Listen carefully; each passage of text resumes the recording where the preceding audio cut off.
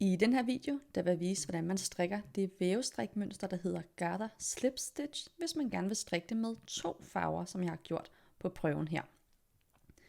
Når man strikker det her vævestrikmønster, så strikker man 8 pinde, der skal gentages.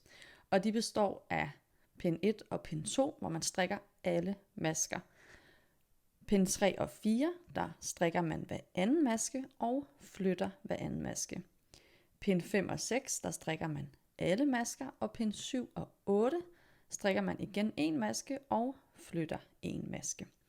Når man gerne vil strikke det med 2 farver, så strikker man alle de pinde, hvor man strikker alle masker med den ene farve, og alle de pinde, hvor man kun strikker hver anden maske, strikker man med den anden farve.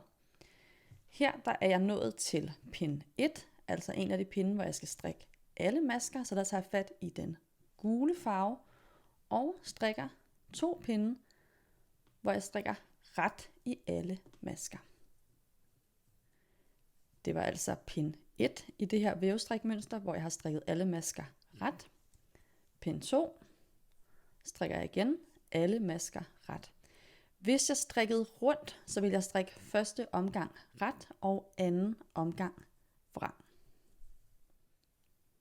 På pinde 3, der skal jeg strikke hver anden maske og flytte hver anden maske. Så der tager jeg fat i min anden farve her, og der strikker jeg første maske ret, og så skal jeg flytte den næste maske med garnet bag arbejdet. Så jeg flytter den bare fra min venstre til min højre pind, ved at gå ind her fra højre mod venstre, og har garnet bagved. Strikker en ret, flytter en maske, strikker en ret, og flytter en maske. Og min pind slutter med en ret. Så vender jeg rundt til min pind 4, og der skal jeg igen strikke en ret, flytte en maske, men på vrangsiden, der skal jeg flytte masken med garnet foran arbejdet. Så jeg strikker en ret, tager min højre pind ind bag garnet, flytter masken, tilbage med garnet, så det ligger foran masken her, og strikker en ret. Flytter en maske med garnet foran, og strikker en ret. Flytter en maske, og strikker en ret. Og min pind 4 her slutter med en ret. Så er jeg nået til pind 5, og der skal jeg strikke alle masker ret, og der tager jeg altså fat i den gule igen. Så strikker jeg en pind her fra retsiden, hvor jeg strikker alle masker ret, som er min pind 5, og en pind fra vrangsiden, hvor jeg strikker alle masker ret, som er min pind 6.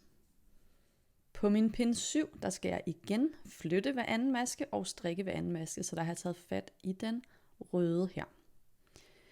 På pind 7, der skal vi have forskudt det lidt i forhold til pind 3 og 4, så der starter jeg med 2 ret i stedet for kun 1 ret. Så strikker 2 ret, flytter en maske med garnet bag arbejdet, strikker en ret, flytter en maske med garnet bag arbejdet og strikker en ret.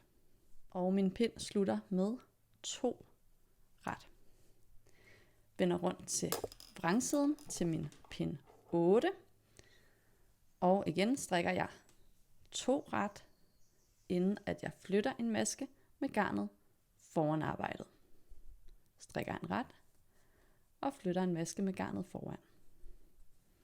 Og pind 8 slutter med 2 ret, og så er vi altså tilbage til pind 1, hvor jeg skal have fat i den gule og strikke alle masker